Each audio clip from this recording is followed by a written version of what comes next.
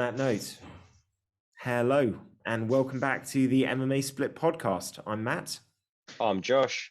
And we're back to talk about everything that's happened, not just in the UFC, but in Bellator, MMA in general, and take a look at all of the latest MMA news. Plus, as usual, talk a little bit of crap and bollocks in between as well.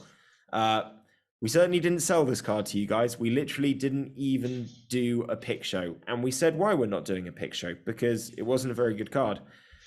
Me and Josh have been very tired and stressed recently, and obviously when we said that, it did not occur to us that Bellator 268 was this weekend.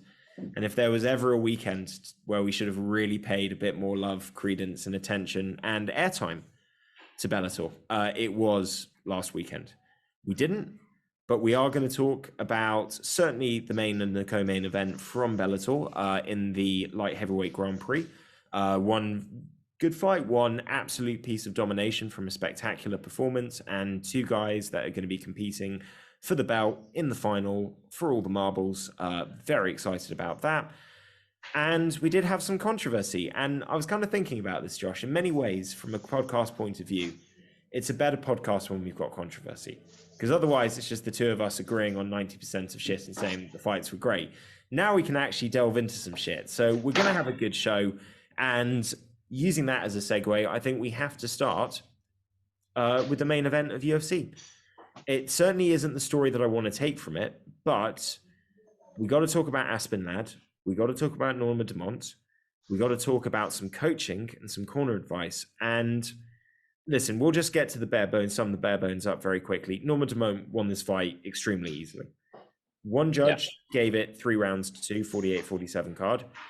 In all honesty, those last 2 rounds was because Dumont was very well aware that as long as that fight was both of them standing up, no matter what the situation was, she wasn't getting knocked out, she wasn't getting finished, and she wasn't getting beaten on the scorecard. So she coasted. She has every right to coast. There was very little in front of her that was there to be beaten.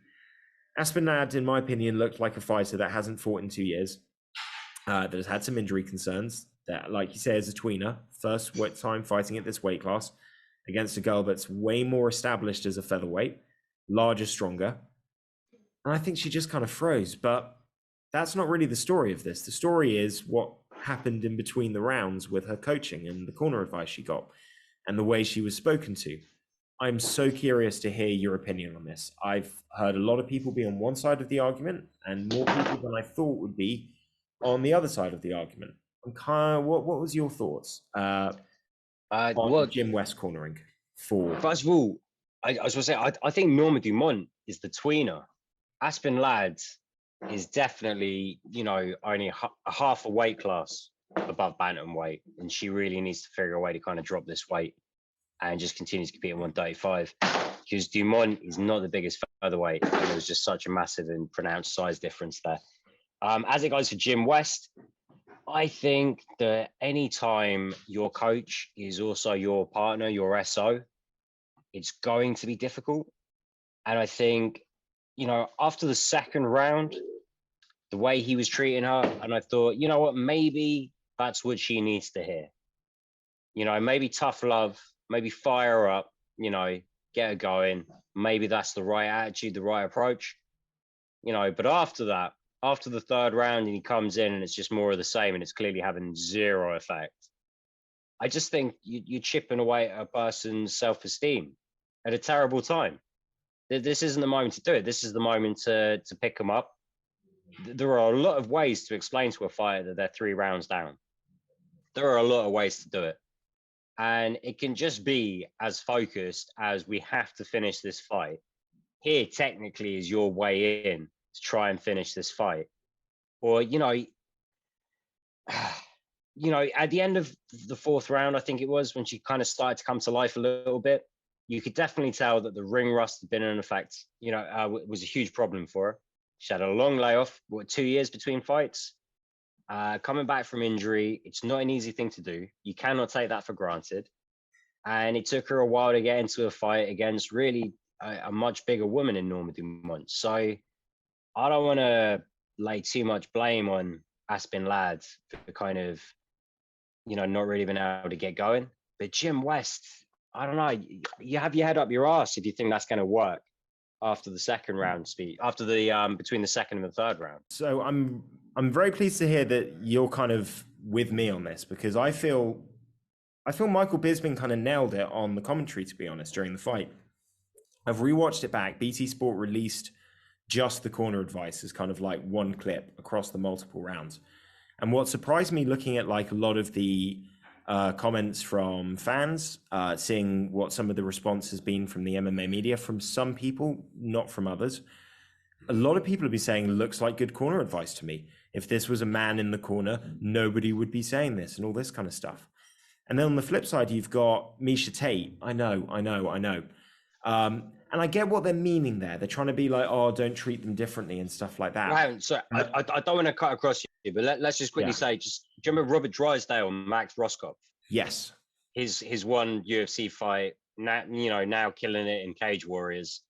And Drysdale said, I know the guy. This is what it takes to get him going. I kind of stand by what I said. That guy took a lot of abuse. And that was comparable to kind of between rounds 2 and 3. But then everything after that, you're like, what the fuck are you doing? Sorry.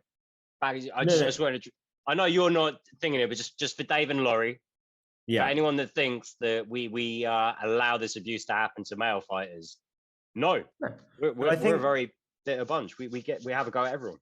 And it was really interesting. I saw weighing in with Josh Thompson and Big John McCarthy, and they were saying, oh, there's nothing wrong with this. Like, Josh Thompson getting really sort of animated about it, being like, let's, come on, like, this isn't the feelings business. This is fighting. Like, come on, he's got to get her in. He knows her better than anyone else. And I see it completely differently. I think after rounds 1 and rounds 2, I think he's spot on. Because if you hear his tone, he's trying to say what he's saying is she's freezing. She's freezing and she's not doing anything she usually does to get the fight where she's going to win it. He's saying Norma Dumont, who she didn't do a lot to win this fight, but I mean, she is multiple levels above where Aspen Ladd is in striking. Multiple levels above. And he's a coach. He knows that. So he's looking at her just standing at the edge of range, not parrying a single jab, just getting a head snap back, not throwing anything. And he knows she's going to get picked apart there. So he's trying to get her to just throw a few strikes to open things up so that she can get into the clinch. And he's not seeing it. So first round, I think the advice is okay. Second round, it's still pretty harsh, but it feels like it's that, come on, we need to wake up. We need to try and get back on the horse here. We're 2 rounds down. Then I feel it's his frustration. It becomes about him. It doesn't become about her. And the way I'll equivalate this is it's a little bit like the parents that have a kid that's misbehaving or being difficult. And you get to a point where, okay, you've done the stern word, and then it's like they just end up shouting at the kid the whole time. And it looks good. Hey, listen, my kid's out of order. I've got to shout him down, all the rest. But I think it's showy. It's look at me being a good coach rather than I know my fighter best. Whether or not he knows her well or not, that was the face of a girl that was having a fucking crisis in confidence. So you've tried the wake up tactic. It hasn't worked. What you should do is go, okay, we're at the end of round 3 here. This is the point where every other fight she's ever had in her career has ended. So I've got to be factoring in all these extra elements that are first time for her. This isn't the same as all the other fights. This is new territory. And the same tough love that won her the fight against Yana Kunitskaya hasn't worked. I need to think about this. I need to switch what my tactic is. And I need to find a different way to deliver the message. And he didn't do that. He doubled down. And then 4th round, she did well. And then she got the same abuse as soon as she came into the corner. And it wasn't like a wake up, we need to go. It was like, what are you doing? Tell me, what are you doing in there? It's the worst fucking attitude to have. That ticks all the boxes, yeah. And you can hide behind people who will go like, oh, well, it's fights, isn't it? They're tough. It's just words. It's not going to hurt them. It's like, brother, they are competitors at their most exposed, even on a good day there. Doesn't matter who you are. You can have a crisis in confidence, particularly after 2 fucking years of being out. if it, insanity is doing the same thing over and over again and expecting a different result. And he can say maybe, well, that's what Aspen Ladd was doing. That's what his coaching was doing. And he allowed his own frustration and his own emotion to get in. I didn't know at the time that they were going out. It also, to me, raises the idea of, it's a little bit like when you work with your girlfriend, or like, you have a family member work for you and you're so worried about making it about people thinking that you're soft on her, that you double down and are extra tough just to try and set that precedent. And I felt maybe there's a little bit in there. And then you get to yesterday and he responds and he tweets out saying he's apologizing and all the rest. Guess who he tags in that? I'm actually, I'm looking at it. So MMA Junkie, the Schmo, Ariel Helwani. Helwani. The bit I like though is I blame myself, though it may not be my fault. Well, it's not up for debate. I take all the blame. Now, you couldn't have just deleted the bit where you said, though it may not be my fault, if that is your ethos. Why are you posting this and tagging major MMA media? And this is where I kind of feel like there's a bit of a show. He's trying to look like he's doing all the right things as a coach. He wants people to see, look at me. My fight is doing shit, but no, it's not my fault because I'm a great coach and I'm setting her straight. And what I'm really putting out into the world is none of this is me. Because if we'd been doing what I said, we'd be winning the fight right now. It just feels like there's an element of this here. And maybe I'm way off base. But I don't think that it was abuse from start to finish. I think the first 2 rounds of advice, as Michael Bisping said, hey, she needed a wake-up call. And then after the 3rd round, I think Bisping nailed it as well. He said, it's the right information. I don't know if it's being delivered in the correct way. And I think that's really what it comes down to. It's not that what he was saying was incorrect, but his method of delivery was not going through. And he got less technical. At least in the 2nd round, he was like, I want you to do this, this, and this, and she's doing this, and you need to pivot to the side. By the 4th round, he's just yelling at her. I mean, what's the point? You've got a minute to give her advice, and you spend 20 seconds going, what are you doing? Tell me what you're actually doing, right up in her face. The guy's a fuckwit. He's an idiot.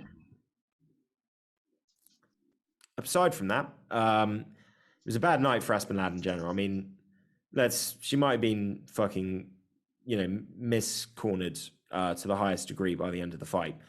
She wasn't throwing for the first 3 rounds.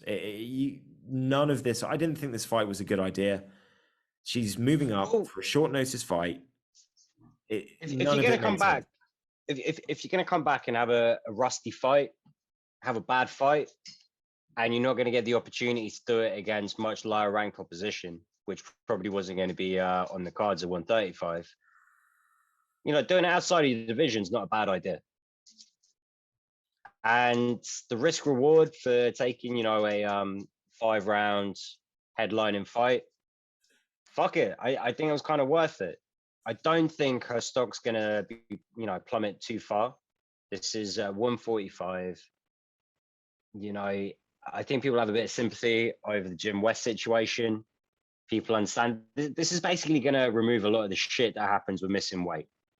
And, Misha Tate, who was kind of, out for blood over Aspen Ladd's weigh-in, is now one of the more prominent people talking about what a douchebag her coach is. For her, this has really been a great equalizer for how bad it was the previous week. So no one's talking about her performance. Everybody's talking about her coach. And that's a good position to be in after you've laid an egg the Saturday before the Monday. Norma, I'll say this as well. I don't really think Norma Dumont made the statement that she was hoping she would have made when this fight was first booked against Holly Holm. So think about her logic. She's thinking, I get to fight an absolute combat sport legend. I win that fight. I can fucking put my flag into the fucking octagon and call for a featherweight championship. And then it becomes you're fighting a girl who missed weight at bantamweight is moving up short notice. And she still probably thought, if I make a statement, if I win well, then I'm good. I fucking destroy this girl. Everything's great. And it's like she just I think she just realized, if I'm standing up, I can jab this girl, take no risk. I'm going to coast to victory. And she did. She won very easily, but I don't think she didn't win any fans. No, but the truth is that if they can't rebook that Holly Holm fight and Nunes finds herself in a position where she wants to defend the 45-pound title and Norma Dumont's available, and she could very well get that next title shot. 145 is an absolute joke of a division. Just really sorry, but it is. They deliberately don't build it. You know, it's not a division anymore. It's an emergency backup to be able to get fights together if something like an Aspen Ladd happens and they miss weight, and it's a marketing tool to get an extra title shot where Amanda Nunes gets to look great and win fans. It's the biggest UFC prop to have in a fucking champ since letting McGregor maintain the featherweight title for so goddamn freaking long. You know, between getting the featherweight title and the lightweight title, we had the whole Floyd Mayweather fucking bullshit and 2 Nate Diaz fights. Okay, that was ridiculous. This is almost on par. Almost on par.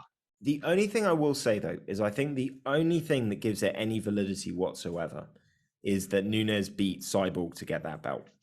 I think if Nunes had just beaten a Tanya Erdinger, a fucking Jermaine Durandamy, even at that weight class for the belt, I think they would have dissolved it.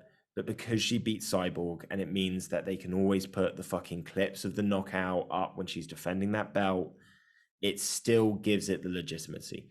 But that belt only exists for as long as Nunes wants to defend it or is fighting in the UFC. And Nunes is by no means a bullshit featherweight champ. I don't want to suggest that in any way, shape, or form. Okay. She beat Cyborg, so it's as long as she's fighting at 45, they have a legit 45 champ. But the rest of the division, I mean, they've got some young talent there. You know, Felicia Spencer, Norma Dumont, maybe, who knows? I think if Macy Chiasson gets her shit together, shores up her striking a little bit, or at least just kind of a little less wooden, a little more educated, and a little bigger. Bantamweight though, man. I know, but she would be a fucking sick featherweight. She's so big. True. I really think if she got her shit together, was a bit more athletic and dynamic, you know, put on the right kind of muscle, she would be a lethal featherweight. I mean, I don't train with her. I'm just speculating based on what I see. You know what I'm saying, right? Yeah, I get there are a few nuggets scattered between 35 and 45 where you're like, maybe in a few years that could be a good division, but you would need to constantly recruit to populate that division, to have some girls in there to lose, and also to get the competition, because as iron sharpens iron, man sharpens man, or woman sharpens woman. It's the only quote from the Bible I like. Well, that and some of the nutty stuff about killing people. I like that stuff. She's not won any fans fans on a Sunday. This card is very much the card that they had before the big cards all come, and I can already see it. The ESPN and the NFL coverage on Sunday they must have had 40 ads play for Costa versus Vettori, and I saw nothing last week about Ladd versus Dumont. So they've timed the marketing push. The advertising for the big events they want to sell and have people watch for the next 3 weeks is coming up. But let's talk about what the real, genuine fighting story of this card is, which is old dogs getting it done. And co-main event, Andre Arlovski against Carlos Felipe, who I like Carlos Felipe. He's a limited heavyweight fighter. And I've soured on him ever so slightly, only because he's had a couple of split decision wins that I just thought went the other way. And it's happened. One, it's like, okay, I like he had a good fight. But then the Justin Taffer fight, where I really thought Taffer had done enough to clinch it. And I just kind of thought, this is a guy where a result like this is coming because he's had too many of these close calls go his way. It makes him think he can fight that way and get away with it. And it's kind of what happened. Arlovski is, fuck me, man. Arlovski's the man. 22 years in this shit. Well, yeah, I mean, Arlovski can for sure beat a guy that has zero fucking technique. Carlos Felipe is all about just brawling. It's like a shorter, fatter Mark Hunt that wants to fight like Ngannou. It's fun. I enjoy watching the dude. But yeah, Arlovski put a clinic on him. He's that old vet savvy. Maybe rode his luck a little bit at the end of the third round, but He fuck was it. knackered, man. Pitbull gets it done. Also, the fact that he's still as quick as he is. I know he's not as quick as he was when he's young, but he still moves so well, man. Well, he's a fucking in shape heavyweight. Yeah. Like, you look at that dude and you're like, that's probably what like a light heavyweight looks like. A shorter light heavyweight would look like maybe 3 or 4 weeks out from weigh-ins. Like, the guy's not carrying a lot of timber. He's got a lot of functional weight there. The guy's a fucking pro. Yeah, I just like watching Arlovski fight. It's just one of those, gatekeeper says no. Your name's not down, you're not coming in. No. Bisping asked him, why do you still do this? And he's just like, dude, I've got a wife and 2 kids, man. I'll keep this gate all fucking day long. Yeah. Man, he's just that bouncer looking for a paycheck. And God bless him, we need it. Because, after a fight like this, how good does that Tom Aspinall win look for Tom right now? Man, Arlovski looked good in the Aspinall fight, man. I had Arlovski winning the first round, and Aspinall very intentionally went, you know what? I think I could get outstruck here. Takedown submission. Yeah, we need a short night. Yeah. But that takedown and submission happened because he wasn't liking what was happening in the first round on the feet. And even like Tanner Boser, I think Tanner Boser is a really good heavyweight, and he got picked apart in the Arlovski fight. Yeah. Well, also, Tanner Boser probably gives up a fair bit of size to Arlovski as well. I think Aspinall's probably a bit more even on the scales there. Yeah, I think the issue Boser had is it was probably the first time that he fought a guy that kind of fights like him at heavyweight, but is way more seasoned at it. He's used to being able to kind of close in and be faster. And Arlovski was faster than him, and it's sort of like, oh, this isn't good. My game plan's being done to me better than I can do it to other people. That's a worry. Yeah, I mean, the guy's a fucking beast. I think he could, carry on doing this for 2-3 more years easy. What a great guy to have in your organization. Yeah. When the likes of JDS are getting cut over him, Arlovski rides on. He's in it for a long time, not a good time. Big John pointed this out. His time in the UFC predates Zuffa. Yeah. That is nuts. Absolutely nuts. He's been out, he's been back in, he doesn't go away, and still entertaining, putting on great fights. Fair play to the guy. Another human being who's putting on great fights, well into maybe not Arlovski age, but through a seasoned career. A man who has fought at UFC 100, 200, and would like to fight at UFC 300. And at this point, even if he retires next year, I say bring him back for 300 just to fucking make that story happen. A10 Jim Miller. Lyme disease cannot keep this man down. I'm a fan, man. I'm a big fucking fan. This felt so good. And the knockout. Now, look, I don't know a lot about Ghost Pepper. I've never seen Eric Gonzalez fight before. I thought the kid looked pretty good in the first round, but sweet fucking Jesus. That left hand was just beautiful. He'd already done the damage at the end of the first round.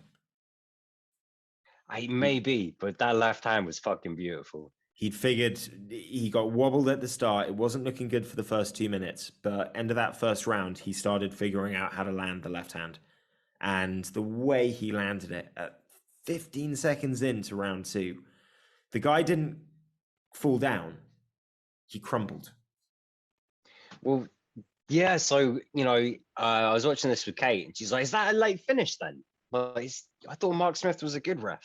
And I'm like, to be fair, now the guy falls down just perfectly into like that kind of like sort of cross-leg position almost, where Jim Miller can't see his face. So Jim Miller has to continue trying to press the finish.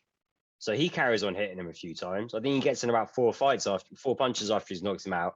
Mark Smith has to change his angle so that he gets an opportunity to read Eric Gonzalez, face and see if he is out, which takes about 2 punches, and it takes about 2 more for him to get close enough to wave off Miller. I'm like, I don't really know what else you're supposed to do at that point. They finished it about as fast as they could. Miller's got to carry on. It's just very unfortunate for Gonzalez that he didn't go forward, backwards, or to one side. He just went perfectly down, that he didn't look knocked out from behind, which is exactly where Mark and Jim are seeing it from. The problem is it's from a ref's point of view, if you see a guy tree trunk forward or tree trunk back, it's really easy to get in there and identify. So I'm not talking about back. I'm not talking about you kind of fall back. I'm talking about that timber. is super easy to get in there. But the crumble in, it's really hard to kind of tell what's happening because he didn't just fully go on the ground. He kind of looked like he was on one knee. He sort of looked like he still had body position. And then you realize that's just because he's kind of pressed up against Jim Miller's leg.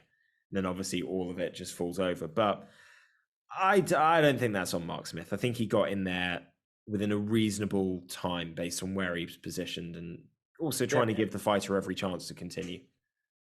I have no complaints. Imagine if he runs straight in and then Gonzalez immediately stands up on one knee and goes, "What the fuck, ref? I was on one knee. I wasn't even down. What the fuck are you doing?" So no issues there. For Jim Miller, man, I'm really pleased with this win because his last couple of fights, I've thought he's had moments where he looked all right and then it's just ended up looking like he's just a bit too over the hill and younger guys have kind of overpowered him. And I thought that was going to be what happened in that first half of the first round. The fact that he turns it round, gets his first knockout in fuck knows how long. Man, the guy's awesome. Like I say, even if you end up, he retires next year. 3 years down the line, whenever you do UFC 300, just get the guy on the card. Fuck it.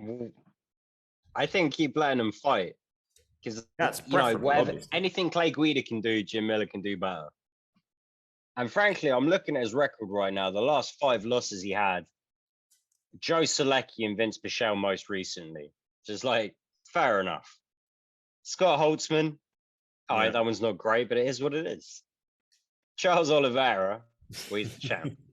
And Dan Hooker, who is basically cemented himself in the top 5. So Jim Miller is a fucking beast. He is always a threat.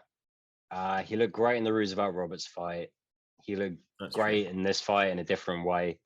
And frankly, the UFC have gone through this kind of period of just bringing a lot of fighters in through Contender Series. And they're only handing out more and more contracts in Contender Series. So I think we're going to struggle with some of the early prelims and having so many goddamn debutants coming in all the time. But frankly, they've proved to be a very good quality. And, Jim's happy to just keep putting them away, and fuck it. I say let Jim keep putting them away. Agreed. Great win for him. Let's look down the rest of the card. Manon Fiora. This was a fun fight. Didn't expect this to be as fun as it was. Fiora's a beast. But Bueno Silva, she came to fight, man. She did not give a fuck. And she came to take damage. There were moments that you could see what she was trying to do. And I think she was hoping that if she just kept in her face and kept pressuring her, the output would go down, she'd get tired, and then she could start doing damage. But she needed more activity. She needed to be forcing that a little bit more. There was too much standing in front and just blocking everything and not throwing anything back. So I love the attitude. The intention was there. And she ate some big shots and kept moving forward. But at the end of the day, Fiora's, I don't know what a kickboxing record was. I don't think she had a lot of kickboxing fights before she moved across, but she's a beast on the feet. Absolute beast. Yeah. She'll pick that apart all day long. And I think what's interesting about Fiora at flyweight, and I look at her, I look at Tyler Santos, I look at Vivian Alujo, who's made great improvements in the last couple of fights. There's a lot of Macy Barber, Miranda Maverick. We're looking at who can actually potentially challenge eventually Shevchenko for the belt. You need to have somebody that isn't just technically good. You need to have a physical athlete in there. And I look at Fiora and I think, I'm not saying she can or she's ready or will be ready at any point, but I'm saying that's the type of athleticism and physicality that you need to have coming through this division for there to be a realistic challenger to Shevchenko. it's hard to say because I feel like she plays her cards quite close to her chest. You know, when you continually land the same combination, it's literally a 1-2-3. Like it's literally 1-2-3. It really is about as simple a combination as you can get. It's one step above a 1-2. Do you know what I mean? Mm. And your opponent is doing nothing to force you to adapt that game plan in any way, shape, or form. Fuck it, keep going back to the well. Be boring. Well, not boring, but Do it. Yeah, I think she took a lot of stick from the commentary team. And I think, well, that's not her fucking fault. That's on Bruno Silva. That's her issue to address. Yeah, I didn't. I thought it was a good. I thought this was a good fight. I enjoyed this. I know what you mean. Yeah, She I did enough thought to the win. commentary was unfair, right? Yeah, I think the problem is there's a lot of hype with Fiora, and people can kind of. She's had 2 impressive finishes. This was different. She was fighting a better fighter. She was fighting a girl that wasn't going to go away, wasn't going to get intimidated. And like you say, you make a conscious decision. Okay, she's pretty tough. Might not knock this girl out. She's just going to keep walking forward. Okay, we can do this. We can do this all day. I'm going to win the fight. There's no issues there. And I can't afford to let her take me down. So I'm not going to throw any stupid kicks. I'm not going to throw any like big fucking haymakers that close the distance too much and allow her to clinch up. You know, it's just everything she needed to do. And frankly, if you're going to complain that someone's predictable in such an entertaining way, then you're an idiot. Like you could be, if you're going to predictably land 3 plunge combinations on your opponent's face, sign me up. I'll watch it. I will watch that all day. I also think that's a little harsh though as well. It's like how many times in like the Gastelum fight did Robert Whittaker throw a 1-2 right head kick? Kept landing, so he kept throwing it. And everyone's applauding what a great sophisticated striker he is. You know, I know this is an MMA, but looking at boxing, Vladimir Klitschko was not the most exciting boxer, but he was the world champion for 10 years. And pretty much all he ever did is throw a 1-2 and then clinch up and then refine distance and throw a 1-2. He was fucking good at it. And the world stopped watching. Yeah, but he won fights because he was fucking good at it. Before he lost to Tyson Fury, I watched a documentary on this the other day. This is a stunning stat right here. 4 of the 5 guys that he defended his title against before he fought Fury were undefeated fighters. Like, he was not fighting bums. Povetkin, okay, Pulev I don't think was actually that good, but he was, by the time Joshua fought him, he was a much older man. When Klitschko fought him, he was a little bit better. He wasn't fighting bums, and the 1-2 still won him the fucking world championship for 10 years. And Povetkin's a fucking sick fighter. It's just he's a bit undersized. I like Povetkin a lot. I mean, bigger than Usyk, but still there's levels to the game. Mm.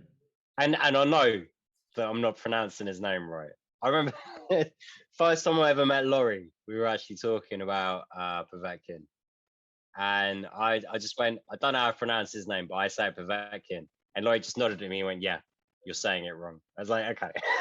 How are you meant to say it? I fuck knows. Mate, we struggle with the MMA names. We're awful with the names. I don't even get all the Irish ones right. We're not as bad as Chael Sonnen. Chael Sonnen will say the same name 5 times in 2 sentences, and it will be different every single time. And I'm not just talking about pronunciation. I'm talking about the actual like spelling of the name he gets incorrect at times. Well, look at his fucking name. You took the cool out of Michael and you changed it to Chael. This dude had no chance. This guy was raised on a brazen disrespect for names. I put Chael. It's one of those American names that, like, you know, like Dax or like, you know, Chad. What was it? There's a comedian. There's a comedian called Ryan Long. He's got a whole bit about sort of wokeism in the 21st century. Yeah, Happy Face. I think it's Happy. I don't know if it's that bit, but he says, "Man, the world is this is not a good day for Chads. 2021, it is not the time for Chad. 1999, Chad was living his best fucking life. 2021, it's a different fucking world." That guy gets a knock on the college dorm. Statutory what? Yeah. When you say I took advantage, when you say she was drunk, Yeah. okay, let's talk about Nate Landwehr because I didn't think that this guy had submissions in the locker room. So this was a surprise to me. I knew the guy's a little wild and crazy and likes to swing. Yeah, this was good. I was impressed. Yeah, I thought this was a good fight. He really kind of had his way with Ludovic Klein. Klein at no point was really in this fight. Ludovic Klein's a good fighter. I rate Klein. Nate Landwehr, I feel like coming into this fight, I saw it as one guy that has a very established ceiling, and another guy with all this potential. And yeah, man, Nate Landwehr surprises us all. Comes out, fucking sick little anaconda choke. Just a great performance. This is one of my favorite nights, favorite fights on the card. Sorry, just a really good little battle. If we had done a pick show, I would have picked Ludovic Klein in this fight. So I'm impressed. And yeah, I would have gone the same way. He's a fucking wild man, Nate Landwehr. Like you say, you know what his ceiling is, but he's there for fucking blood and guts warfare the whole fucking time. And I think I don't know. I've seen better from Ludovic Klein. I think he had a bad night, but sometimes what's that old thing we say when guys are coming up? There's that test of how do you handle that guy that's just a little crazy in your face, isn't going to get tired, isn't going to give a fuck if you hit him hard. How do you deal with that? How do you stay composed and keep doing what you want to do? And he didn't pass that test. Yeah. Still, you learn more from a loss than you do from a win. Let's see the kid bounce back. Confession time. I did not watch the prelims, so you're going to have to run our fine audience through these 4 fights that we ended up getting. All right. I tell you what, if we'd done a picture, I would have got this one right, but I would not have known until the very fucking end of the fight. Andrew Sanchez against Bruno Silva was another fucking great fight, in my opinion. Sanchez is just dominating Silva, taking him down, controlling this fight. And then Silva just goes fucking God mode in the 3rd round and just manages to finish Andrew Sanchez. He had been landing, especially at the start of the fight, he'd been landing these heavy body shots. And I was thinking, you know what, Andrew Sanchez might be in for a bad night. Andrew Sanchez shuts it down after the first kind of minute or so in the 1st round, takes over. And in the 3rd round, Bruno Silva I don't think this guy even understands how to quit. I don't think this guy realizes when he's beat, and he's always going to be able to kind of come back. You know, the ground and pound he landed on Wellington Turman, the body shots he landed that on was Sanchez. The fight. I was trying to think who Bruno Silva fought previously. Oh, this guy's fucking fun. I cannot wait to see him fight again. Kind of the same with Sanchez. Sanchez has been on a bit of a resurgence. This is an unfortunate one for him. I think both guys are going to go on to do bigger and better.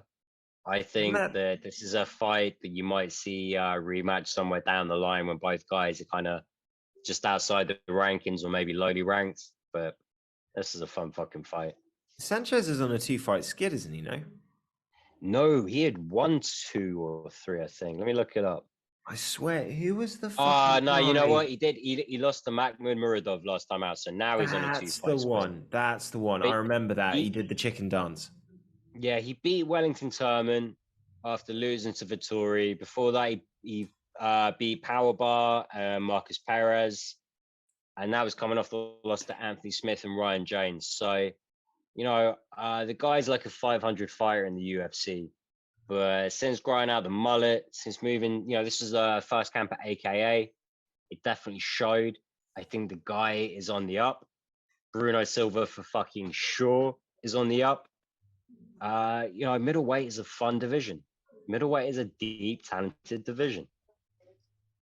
It's getting a lot better. I don't know if the talent is as represented across the top 15 as it is kind of in the 4 weight classes lower down. But I certainly agree that the unranked guys that are coming through look really exciting. Yeah. Lupi Godinez, unfortunately, was not able to break. I can't remember if Hamza Kimaev or Donald Cerrone. I think Kimaev has the record for the shortest amount of time between 2 wins. I think it's 10 days. But Lupi was trying to beat that by a few days here, and unfortunately moving up a weight class. Gave it a good go. Definitely came out a game fighter, but Luana Carolina, just too big for her. Took the clear unanimous decision. Dana Bagare against Brandon Davis, which I did say, we didn't do a pick show. I did say I had kind of earmarked that one as being a bit of a barn burner. Turned into a total one-sided beatdown. I thought Brandon Davis is a much better fighter at bantamweight than featherweight. I guess the guy had a bad weight cut, or I don't know where his chin went. But after finally coming back in, this is a guy, you know, who has losses to like Giga Chikadze at featherweight, and who else? A couple of other impressive guys. I got to look it up now, to be honest. Yeah, Zabit Magomed Zaripov, Giga Chikadze, Enrique Barzola, you know, who won Tough Latin America, Karl Bogniak. The guy did okay at featherweight. I thought at bantamweight, oh shit, I'm about to run out of battery, Matt. Oh, fuck. We haven't even done the news. Yeah, I know. We fucked around too much at the start. Oh, mate. Look, Dana Baggarel, heavy-handed little motherfucker. Mongolian Mauler. Carnolosi came out. Good fight with Estela Nunez. Managed to get the sub in the third round in a fight that she was definitely going to lose. I'm so sorry. Bye, Laurie. Bye, Dave. Matt, you're on your own for the news in Bellator, mate. I do apologise. It's all right. We'll cover it on the pick show, mate. Don't worry. For now, we're done. Guys, it's like the second week in a row this has happened, so we're sorry, but fuck it. Bye, Dave. Bye, Laurie. Bye, Trifo. We'll be back later in the week for the pick show. We'll talk about Bellator, all the news. We'll have maybe Sly there. I don't know how busy he is or if he's going to be free. Maybe not. We'll find out. For now, guys, peace out. Have a good one.